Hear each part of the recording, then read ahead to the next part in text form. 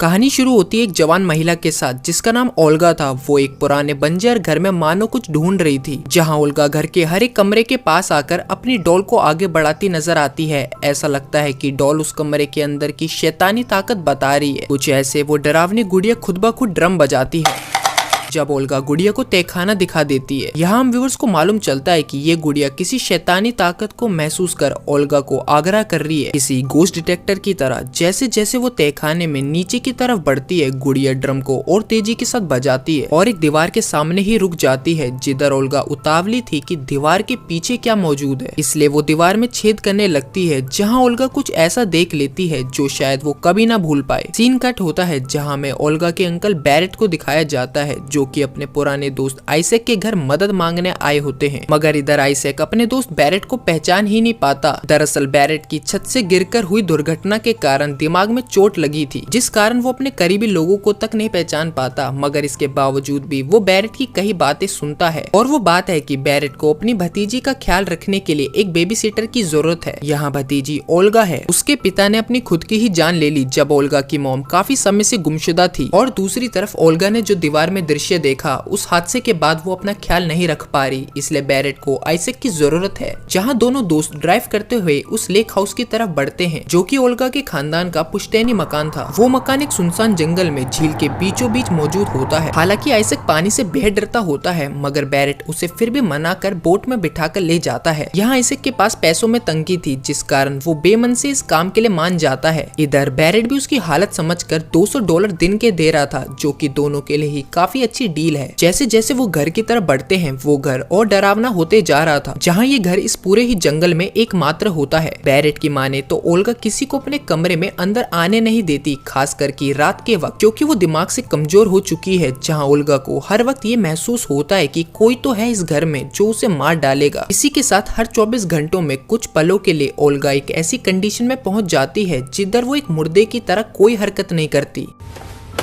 आगे बैरेट एक चेन को आइजैक को पहन लेने को कहता है, जिस पर कि वो सोच में था कि आखिर वो क्यों चेन से खुद को बांध दे। जहाँ बैरेट इस बात पर अड़ जाता है कि चेन से वो घर के किसी भी कोने में जा सकता है, सिर्फ ओल्गा के रूम के अलावा। जाहिर है कि आइजैक को इसमें खुशी नहीं हो रही होती, मगर जैसे तैसे बैरेट उसे मना ही लेता है। घर दिखाने के बाद बैरेट अपनी भतीजी और आइजैक को छोड़कर चले जाता है। क्योंकि घर काफी बड़ा था, तो आइजैक घर का एक चक्कर लगाता है, जहाँ उसे मालूम चलता है कि चेन की दूसरी छोर बेसमेंट से आ रही है। खैर वो नीचे ना जाकर वॉशरूम करने जाता है, मगर चैन उसे सीट तक नहीं जाने देती। जहाँ घर में थोड़ी और छानबीन करते वक्त आइजैक को घर के आंगन में एक डॉग बंदा दिखता है। बोर तो वो हो ही रहा था, इसलिए वो एक कुर्सी डालकर डॉग को कुछ खिलाने लगता है कि इतने में उसके पीछे के सारे बल्ब फ्यूज हो जाते हैं। मगर आइजैक को मालूम तब चलता है जब पीछे से चैन उसे झटके से खींचकर लगभग गिरा ही देती है। जहाँ कंफ्यूजन के साथ आइजैक घर की और तलाशी करने लगता है कि इतने में इंटरकॉम में धीमी आवाजें आती हैं। शुरुआत में ये लगता है कि ओल्गा को आइजैक से कुछ चाहिए, जहाँ वो ओल्गा के कमरे में जाता है उसे चेक करने, मगर अभी भी ओल्गा अपनी साइलेंट स्टेज में होती है। इसका मतलब इंटरकॉम से जो आवाजें आ रही थी वो ओल्गा की नहीं थी। सीन कट होता है जिधर आइजैक सोने की तैयारी कर रहा था। बेड पर लेटते ही पेंटिंग जोर से गिरती है, जिससे वो डर गया था। इसलिए आइजैक पेंटिंग को उल्टा कर देता है, मगर उसके लेटने के मात्र कुछ ही सेकंड बीते थे कि पेंटिंग अपने आप फिर से सीधी हो जाती है। इस पॉइंट पर आइजैक को पूरा यकीन था कि पेंटिंग खुद ब खुद सीधी हुई है, मगर एक बार फिर से वो उसे पलटाकर सामने की तरफ सोने लगता है। ऐसे ही आधी रात में उसकी नींद पेंटिंग के फिर गिर जाने से खुलती है, और ना चाहते हुए भी उसका मन पेंटिंग उठाने को करता है। जहाँ उठाते वक्त वो साफ देख सकता था कि पेंटिंग में बनी औरत की आंखें और भयानक और बड़ी हुई थी। साथ ही साथ पेंटिंग आइजैक को अपनी ओर बुलाती है। इस वक्त वो और सह नहीं पाता और एक बार फिर से घर में चक्कर लगाने लगता है। जहाँ खोजबीन करते वक्त उसे गुड़िया मिलती है। वो उसे आशंका के साथ उठाता है और इतने में पूरा घर चीखों से गूंजता है। जहाँ ओल्गा क्रॉसबो के साथ कमरे में एंट्री करती है और एक ही अक्षर कहती है, घबराना नहीं। वो पहली बार एक दूसरे से बात करते हैं, जिस पर ओल्गा अपने पिता की मौत के बारे में बताती है कि उनकी जान दम घुटने से हुई, जिस पर वो घुटन सह नहीं कर पाए और खुद को गोली मार ली। ओल्गा की माने तो उसकी मदर अपने पति को चेनों के साथ बांधती थी। जहाँ चाबी मांगने पर उसकी माँ चाबी खा गई, मगर दी नहीं। जहाँ बेसमेंट में बंद रहने के कारण पिता ने अपनी जान लेने का कदम उठाया। इस अजीब कहानी को सुनाने के बाद ओल्गा कमरे में चले जाती है, जिधर इधर आइसैक गुड़िया के साथ अकेले बैठा था कि पीछे का दरवाजा तेजी के साथ खुलता है। वो तेजी के साथ पलटता है मगर वहाँ कोई नहीं था। आइसैक घबराहट में ओल्गा पुकारता है मगर वहाँ से कोई जवाब नहीं आता और एक बार फिर से आवाज आती है। आइसैक उस आवाज का पीछा करता है जहाँ आवाज बेसमेंट से आ रही थी, जिसमें कि वो नीचे जाने का मन बनाता है। वहाँ पहुँचने पर उसे वही दीवार मिलती है जिसे मूवी में हमने पहले देखा था। आइसैक अपनी फ्लैश लाइट से उस छेद में देखता है जहाँ उसकी चीखें निकल जाती है।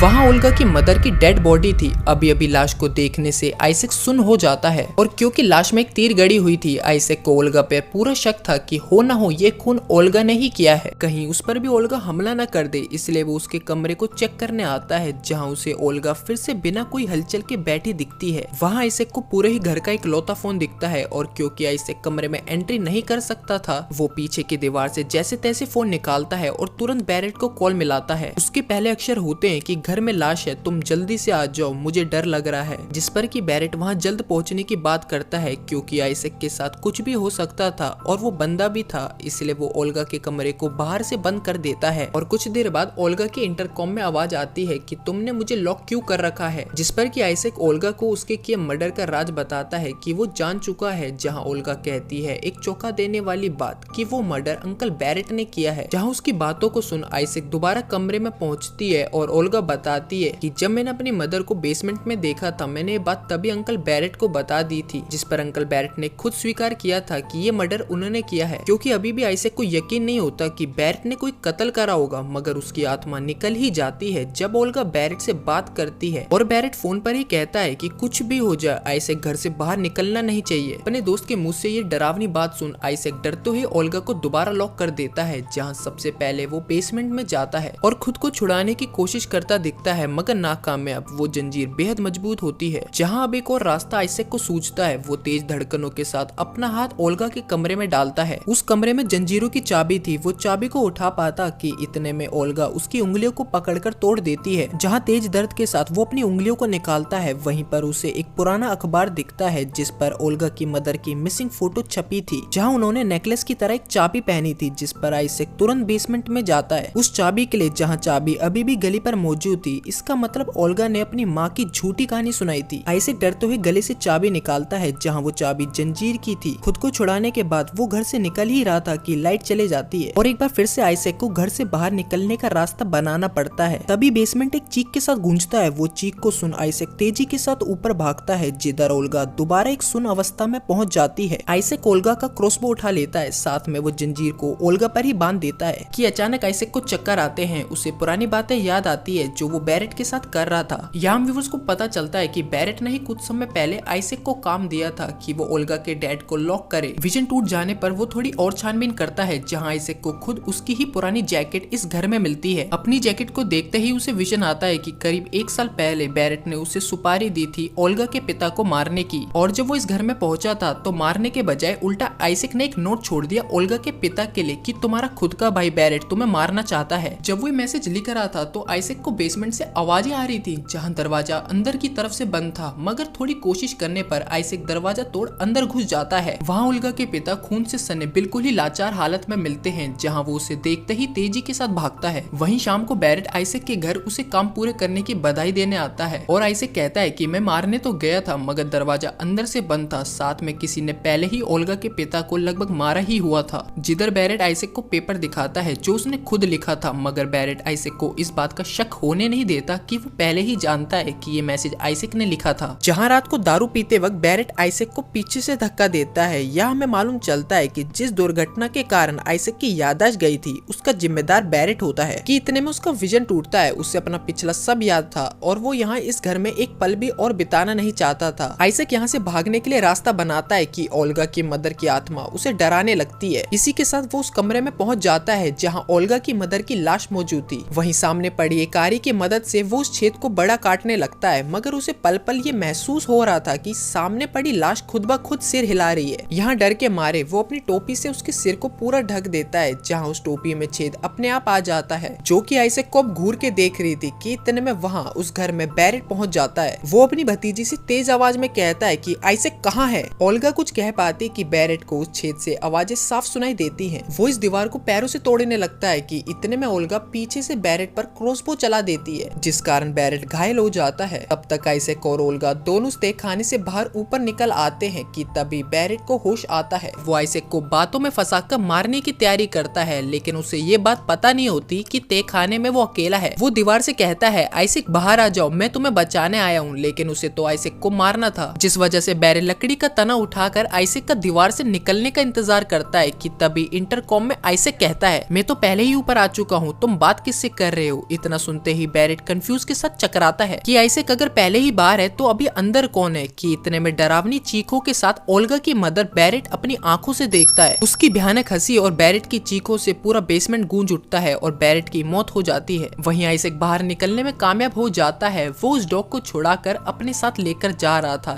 जिधर ओल्गा बिना कोई हलचल किए उसे सिर्फ देखे ही जा रही थी। दरअसल इस कहानी में दो भाई होते हैं, बैरेट और ओल्गा के पिता, जो कि गलत धंधे में मौजूद थे। और जैसे ही ओल्गा की माँ को ये बात पता चलती है कि उसका हस्बैंड गलत काम में इन्वॉल्व है, वो उसे चेनों के साथ बांध देती है। मगर ये बात ओल्गा के पिता को बिल्कुल नहीं पसंद थी। कोई उसे रोके टोके, इसलिए वो अपने भाई बैरेट के साथ मिलकर ओल्गा की मदर को मारने का फैसला करते हैं, जहाँ जान से मारते ही उसे तय खाने में फेंककर दीवार खड़ी कर देते हैं। लेकिन इसके कुछ समय बाद ही ओल्गा की आत्मा अपने पति को सताने लगती है, इतना डरा दिया कि खुद उसके फादर ने पागल होकर अपनी जान ले ली। जहाँ दूसरी तरफ बैरेट को भी अपने भाई को रास्ते से हटाना था, इसलिए उसने आइजैक को चुना अपने भाई को मारने के लिए। मगर आइजैक बैरेट को धोखा देकर वो मैसेज छोड़ देता है ओल्गा के फादर के लिए कि बैरेट तुम्हें मारना चाहता है। बस इसी कारण बैरेट को आइजैक से बदला लेना था और इस काम के लिए उसने अपनी भतीजी को चुना, क्योंकि वो दिमाग से कमजोर थी और आइजैक को जंजीरों से बांधा भी था। तो उसका मरना तो तय था, मगर अंत में अच्छाई की जीत हुई और बैरेट को उसकी सजा मिली। इसी के साथ ये हॉरर मूवी कैविएट खत्म होती है। Thanks for watching.